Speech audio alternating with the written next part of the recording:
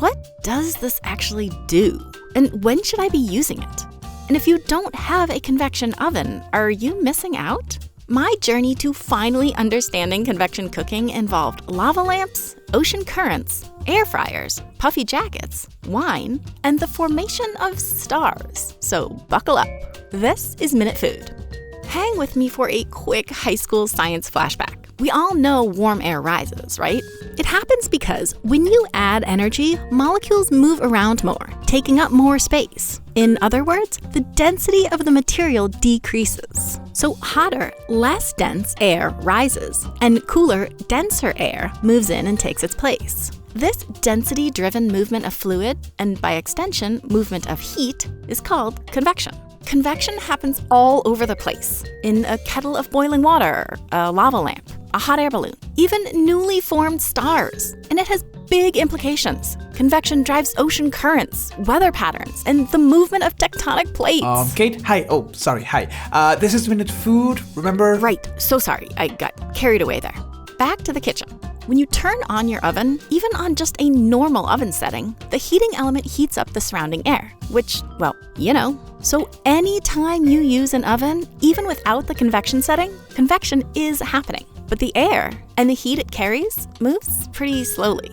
You can see that in this demo. The water in this tub is cold, and I'm gonna pour hot water with some food coloring into it. You can immediately see the hot water rise and spread out, and the clear, cooler water moving in and replacing it. The hot and cold water naturally move and mix thanks to those density differences. But this so-called natural convection isn't a very quick or efficient process. Now I'm gonna do the same thing again, but add a pump from my pet's water fountain. Sorry guys, which forces the movement of water around the tub. Now the hot and cold water move and mix together much faster and more effectively. That is basically what's going on when you use an actual convection setting in your oven. A fan inside forces the air in the oven to move around. This is actually called forced convection, but I guess that's not quite as catchy a label for a button. Some ovens have two convection settings: convection bake, which usually just uses the bottom heating element, and convection roast, which also uses the top element. But the distinctive feature in either case is the fan that pushes the air around, because that has definite implications for what you're cooking.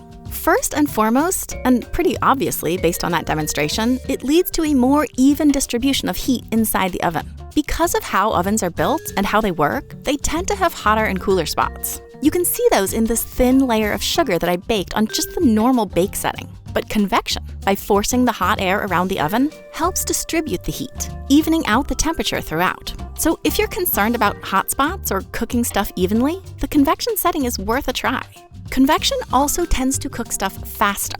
The faster the air is moving, the more quickly it can move heat toward the food and keep replenishing that heat. What's more, because of some technical physicsy stuff that happens between a solid and a moving fluid, as food cooks, it's surrounded by a layer of relatively cool, relatively still air. And air is a great insulator. That's why we have puffy jackets and use double-paned windows. So that layer of air, in scientific parlance, the thermal boundary layer, actually protects your food from the oven's heat. But the faster the air in the oven is moving, the thinner that boundary layer gets, increasing the heat transfer by somewhere between 10 and 50%, depending on the food. So if you're in a hurry, convection might help.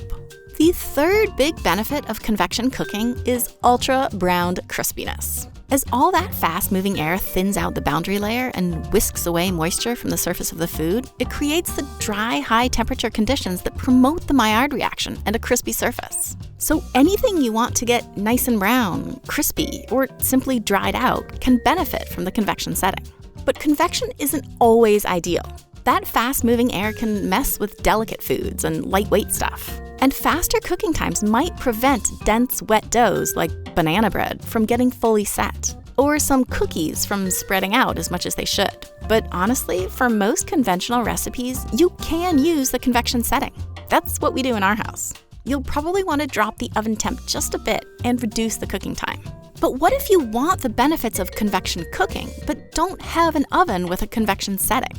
There are fans out there that you can put in your oven. My dad stumbled on these a while ago when he was trying to make more deeply browned bagels. But companies don't seem to make them anymore, so they're kind of hard to find. The best substitute for convection cooking, hands down, is an air fryer. We did a whole video on how air fryers work, but basically air fryers rely on a kind of supercharged convection, more accurately known as impingement. Instead of a fan blowing air wherever, air fryers blow super high velocity air right at the food. This basically gives you a lot of the same benefits of convection cooking, but like amplified.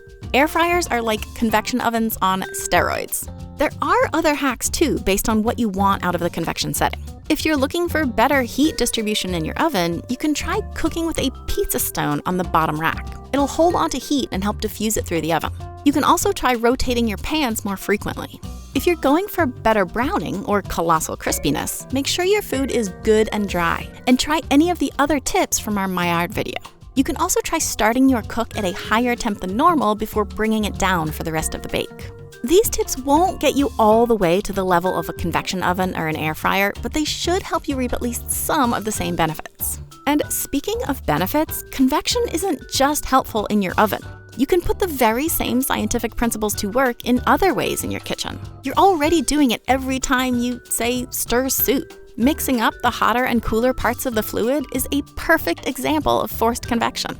And you can take this idea even farther. If you need to defrost something fast, put it in a bowl of warm water under a slowly dribbling tap. It'll keep the warm water moving around, defrosting your food in a fraction of the time. An immersion circulator, one of those sous vide thingies, forces even more circulation, warming cold stuff up or chilling warm stuff down in record time. That is better eating and drinking through science. If you're in the market for an air fryer, and this thing is so amazing that even if you don't think you're in the market, you might be, check out the Typhor Dome 2.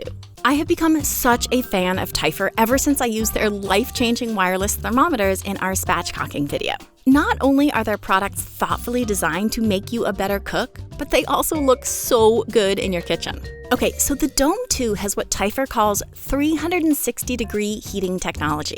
Basically, 2 different heating elements supercharge that super fast-moving air to make sure your food is cooked quickly and evenly with less shaking and flipping. I also love the basket size. It is huge, big enough to fit almost 3 dozen wings. And maybe my favorite feature? It cleans itself. The upgraded self-cleaning feature runs at 500 degrees Fahrenheit, making sure the interior is clean and ready for my next batch of wings. Or anything else, really. Just do yourself a favor and go check out the cool stuff that Typhor makes. Right now, with code MINUTEFOOD15, you can get 15% off a Typhor Dome 2 air fryer, either at typhor.com or at Amazon. Links are in the description.